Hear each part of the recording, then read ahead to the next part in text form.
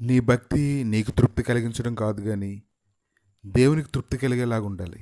1 తిమోతికి రాసినటువంటి పత్రిక 6వ అధ్యాయము 6-9 వచనాలు చూసినప్పుడు, సంతుష్టి సహితమైన దైవభక్తి గొప్ప లాభసాధనమై ఉన్నది.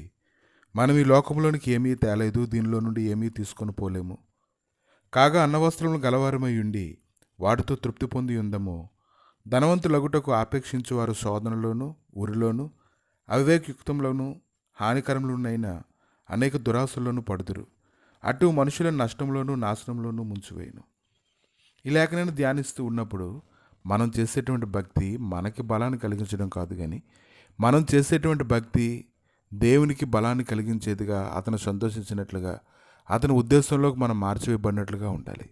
అది మనం తెలుసుకోగలగాలంటే ఆయనతో మనం సహవాసం చేసినట్లయితే మన హృదయస్థితి ఎట్టుదో మనకు తెలుస్తుంది. అప్పుడు నిజమైనటువంటి భక్తి మనం చేయగలం. ఆమేన్.